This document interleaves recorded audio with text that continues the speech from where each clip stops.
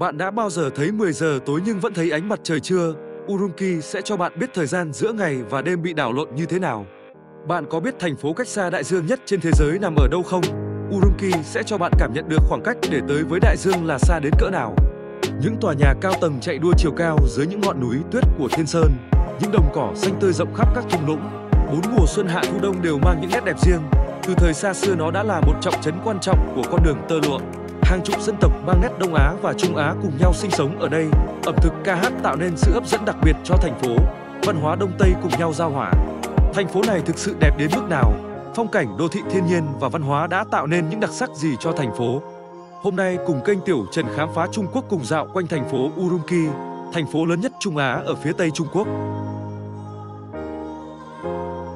Video được tài trợ bởi công ty du lịch Okela, một trong những đơn vị chuyên tổ chức các tour du lịch đến với Trung Hoa xinh đẹp. Mời các bạn tham khảo các tour của Okela tại phần bình luận và miêu tả phía dưới video nhé. Urumqi, đây là cái tên được phiên âm sang tiếng Anh. Trong video này chúng ta sẽ dùng một cái tên dễ nghe hơn khi được phiên âm sang âm Hán Việt, Ô Lỗ Mộc Tề. Ô Lỗ Mộc Tề là thủ phủ của khu tự trị người Duy Ngô Nhĩ Tân Cương. Trong phân cấp địa giới hành chính của Trung Quốc thì thủ phủ là trung tâm của các khu tự trị người dân tộc thiểu số. Nó ngang với cấp tỉnh lỵ của các tỉnh thành khác. Vị trí của nó nằm trải dài ở dưới chân dãy núi Thiên Sơn, ẩn sâu trong vùng nội địa của lục địa Á Âu. Các thành phố lớn nhất của Tân Cương cũng có vị trí nằm ở gần dãy núi Thiên Sơn. Vì các con sông chảy từ các ngọn núi có thể nuôi dưỡng được nhiều thành phố, vì thế dãy núi chính là huyết mạch của Tân Cương. Ô Lỗ Mộc Tề mặc dù không phải nằm ở vị trí chính giữa của Tân Cương, nhưng nó lại nằm ở khu vực giao giới giữa miền Nam và miền Bắc Tân Cương. Hai miền của Tân Cương được ngăn cách bởi dãy Thiên Sơn, và Ô Lỗ Mộc Tề là tuyến đường huyết mạch kết nối hai khu vực, một trung tâm giao thông lớn của khu tự trị. Ô Lỗ Mộc Tề là thành phố lớn nhất của Tân Cương, nền kinh tế của nó đạt khoảng 389 tỷ tệ vào năm 2022, tương đương với 54 tỷ đô. Đồng thời đây là thành phố có nền kinh tế lớn nhất khu vực Trung Á. Dân số của thành phố khoảng 4.080.000 người. Ô Lỗ Mộc Tề là một thành phố đa dạng dân tộc, có tới 51 dân tộc cùng nhau sinh sống. Dân số người Hán đạt gần 75%, còn lại khoảng 25% là dân tộc thiểu số, chủ yếu là các dân tộc như Duy Ngô Nhĩ, Ca Dắc, Mông Cổ, Mãn Thanh, Hồi. So với những thành phố khác tại Tân Cương thì Ô Lỗ Mộc Tề cũng được xem là thành phố khá trẻ. Nó thực sự được xây dựng và phát triển mạnh mẽ từ thời vua Càn Long. Ô Lỗ Mộc Tề có một cái tên cũ là Địch Hóa. Sau nhiều lần đổi đi đổi lại thì nó có cái tên là Ô Lỗ Mộc Tề. Ô Lỗ Mộc Tề là một cái tên tiếng Mông Cổ. Trong tiếng Mông Cổ nó có nghĩa là đồng cỏ xinh đẹp. Trong thời kỳ đồ đá mới con người đã phát triển mạnh mẽ. Tới thời Tây Hán, Tây Vực đô hộ phủ đã được thiết lập ở đây. Quân đội và đồn điền được nhà Tây Hán lập nên tại đây. Trong lịch sử lâu đời của Ô Lỗ Mộc Tề, đây là trung tâm thương mại Á Âu trên con đường tơ lụa. Đến tận bây giờ đây cũng là cửa ngõ quan trọng của Trung Quốc để đến với Trung và Tây Á, cũng là điểm dừng chân không thể thiếu khi đến du lịch tại Tân Cương. Ô Lỗ Mộc Tề có 7 quận và một huyện trực thuộc, trong đó quận Mễ Đông nằm ở phía bắc giáp ranh với sa mạc. Phía đông bắc và tây nam của thành phố là hai dãy núi thuộc dãy Thiên Sơn. Trung tâm Ô Lỗ Mộc Tề nằm ở thung lũng giữa các ngọn núi và ở bên rìa sa mạc. Con sông cùng tên Ô Lỗ Mộc Tề chảy qua thành phố. Nó cung cấp nguồn nước sinh hoạt cũng như nông nghiệp. Con sông được hình thành từ các dãy núi tuyết và các dòng sông băng. Thế nên vào mùa xuân khi băng tuyết bắt đầu tan sẽ hình thành nên những dòng chảy mạnh tại đây.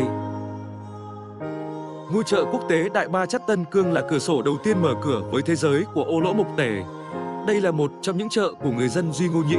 Kể từ năm 2003, sau khi hoàn thành chợ quốc tế Đại Ba Chát Tân Cương đã vượt qua chợ ở Istanbul của Thổ Nhĩ Kỳ để trở thành ngôi chợ Hồi giáo lớn nhất thế giới với diện tích 39.800 m². Đây là một khối kiến trúc đậm nét Trung Á và Tây Á, mang một phong cách dân tộc đặc trưng của vùng Tân Cương. Ngọn tháp tham quan cao 80 m mang tên con đường tơ lụa là một điểm nhấn của tổng thể công trình. Ở phía trong ngôi chợ là hơn 3.000 cửa hàng đồ thủ công mỹ nghệ tinh xảo và những món ăn đặc trưng của Tân Cương. Kế bên Đại Ba Chát là con phố dân tộc Tân Cương. Tên đầy đủ của nó là Bảo tàng Dân tộc và Phong tục Tân Cương. Dù được gọi là bảo tàng nhưng đây không phải nơi lưu giữ các di tích văn hóa.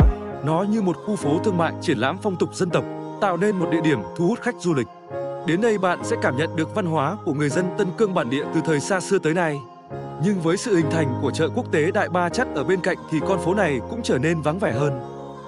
Nếu muốn hiểu văn hóa và lịch sử của một địa phương thì chắc chắn phải tới bảo tàng ở khu vực đó.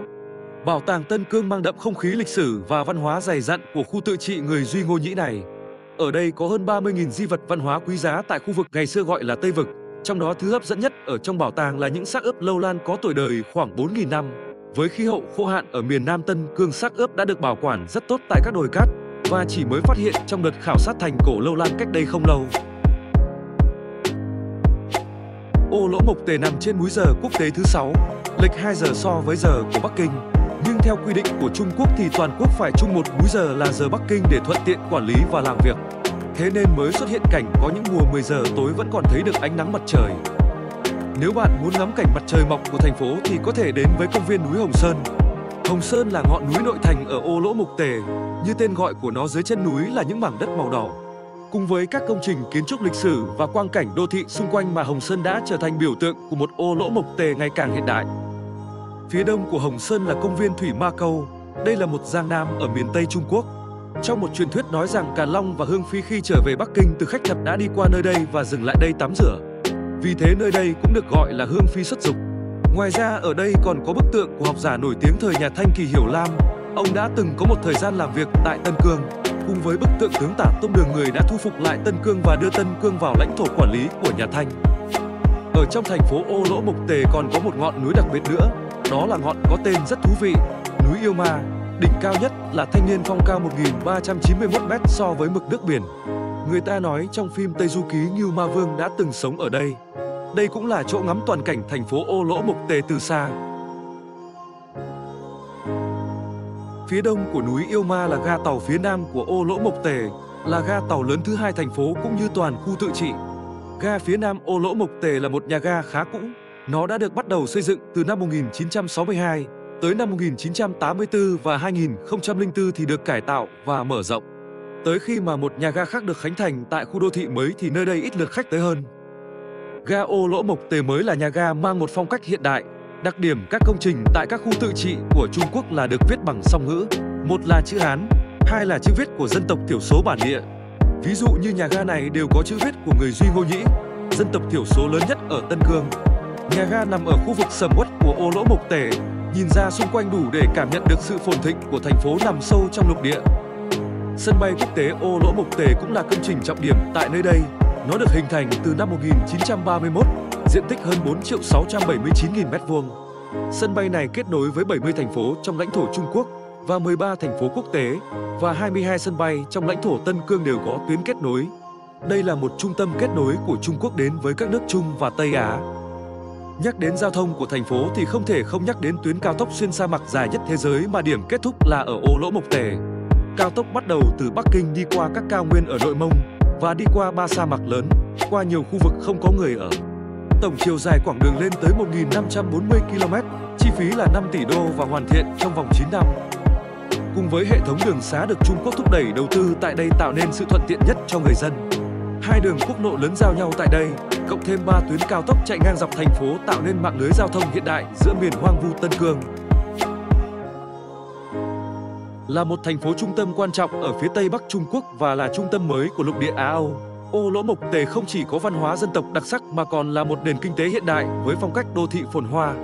Trên khắp mọi đường phố bạn sẽ thấy những tòa nhà chọc trời hiện đại, kết hợp với kiến trúc Hồi giáo truyền thống. Năm 2016 nơi đây hình thành nên trung tâm văn hóa Ô Lỗ Mộc Tề, một khối kiến trúc đặc sắc giống như một bông hoa thiên sơn tuyết liên đang nở rộ. Nó thể hiện một trang sử mới của thành phố. Cùng với trung tâm thể thao Olympic Ô Lỗ Mộc Tề được hình thành, nó là trung tâm thể thao lớn nhất nằm trên dự án vành đai kinh tế con đường tơ lụa. Tòa quảng trường Trung Thiên cao 299 m cùng với các tòa nhà cao tầng xung quanh tạo nên một diện mạo đô thị thời thượng cho Ô Lỗ Mộc Tề, thể hiện sự thịnh vượng của thành phố đương đại. Tại Hương Vĩnh Phong của Ô Lỗ Mộc Tề có một địa điểm là vị trí trung tâm nhất của châu Á. Được xem là trái tim của châu Á, lấy chữ A trong tên châu Á viết theo tiếng Anh để tạo nên một tòa tháp nằm ở vị trí trung tâm châu Á. Từ chỗ này xuất phát về phía bắc khoảng 300 km chúng ta sẽ thấy một sa mạc với địa mạo đặc biệt. Nhưng cái tên của nó khi phiên âm ra khá dài và khó đọc, âm Hán Việt của nó là Cổ Nhĩ Ban Thông Cổ Đặc. Đây cũng là vị trí xa đại dương nhất thế giới. Từ đây nếu theo đường chim bay phải bay khoảng 3.000 km mới đến được các đại dương xung quanh lục địa Á Âu.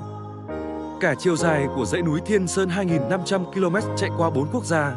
Đây cũng là một trong 7 hệ thống núi lớn nhất trên thế giới. Và Ô Lỗ Mộc Tề nằm trong vùng nội địa của dãy núi Thiên Sơn. Vì vậy những ngọn núi tuyết chính là những bức tranh phong cảnh đẹp nhất của thành phố. Phía nam thành phố Ô Lỗ Mộc Tề những dãy núi này được gọi là Nam Thiên Sơn. Khu thắng cảnh Nam Sơn được quy hoạch tại đây. Nó được xem là hậu hoa viên của Ô Lỗ Mộc Tề. Bạn có thể thấy khung cảnh những ngọn núi đầy tuyết vào mùa đông, những bãi cỏ xanh ngắt vào mùa hè, và trước mắt là những hàng cây lá kim đặc trưng của dãy núi Thiên Sơn. Còn có thác nước lớn nhất của dãy núi Thiên Sơn. Toàn bộ cảnh quan tạo nên một bức tranh phong cảnh thực sự tuyệt vời. Đại Hiệp Cốc Thiên Sơn nằm trên độ cao 2020 m so với mực nước biển, là một khu vực ngắm cảnh cực kỳ đẹp. Nơi đây là sự hòa quyện của núi rừng, đồng cỏ và hồ nước. Những dòng sông được hình thành từ các đỉnh núi tuyết chảy mạnh mẽ qua các khe núi. Nước trong hồ trong mắt soi bóng những rừng thông và đỉnh núi. Những căn nhà mang phong cách của người dân du mục tọa lạc trên những sườn đồi và những đồng cỏ. Những thứ đó đã tạo nên sự hấp dẫn cho Thiên Sơn Đại Hiệp Cốc.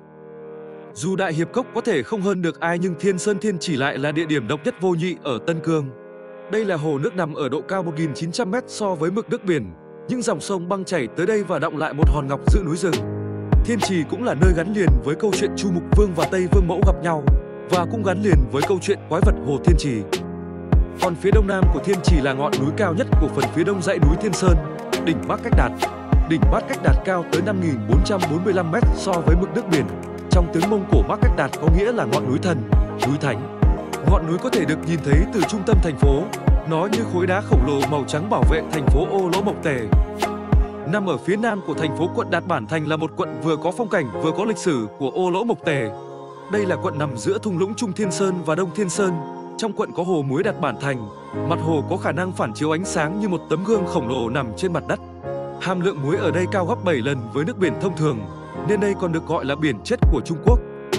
Thung lũng Đạt Bản Thành rộng lớn với lượng gió dồi dào thổi từ miền Bắc tới miền Nam Tân Cương đã hình thành nên một nguồn năng lượng gió khổng lồ. Hàng trăm tua bin gió đứng sừng sững giữa đất trời Tân Cương. Giờ đây thung lũng Đạt Bản Thành đã trở thành một trong những cơ sở năng lượng gió lớn nhất ở Trung Quốc. Công suất lắp đặt ở đây lên tới 2.500 MW với 250 tua bin gió đang hoạt động. Đạt Bản Thành còn là vị trí của thành cổ cùng tên. Đây là một nút quan trọng của con đường tơ lụa cổ đại. Từ thời Hán Đường đã hình thành các thị trấn nhỏ giao thương ở đây. Nó cũng là vị trí của nước Hồ Hồ, là một trong các nước Tây vực ngày xưa.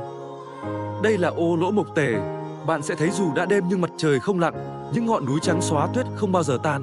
Cùng với sự ngọt ngào của trái cây bản địa, những đồng cỏ xanh tươi rộng lớn, những hình ảnh hiện đại xen kẽ với phong cách truyền thống. Nó đang phát triển một cách mạnh mẽ nhất ở khu vực cách xa biển nhất. Dù nó đã từng xảy ra những bất đồng giữa các dân tộc trong quá khứ, nhưng bây giờ với sự đầu tư hỗ trợ từ Trung ương, cuộc sống người dân đã bình yên và phát triển mạnh mẽ. Và đó là những gì có trong video ngày hôm nay. Đừng quên rằng nhà tài trợ cho video lần này là công ty du lịch Okela, chuyên các tour du lịch Trung Quốc và thế giới. Hẹn gặp các bạn trong những chặng đường sắp tới tại đất nước rộng lớn Trung Hoa.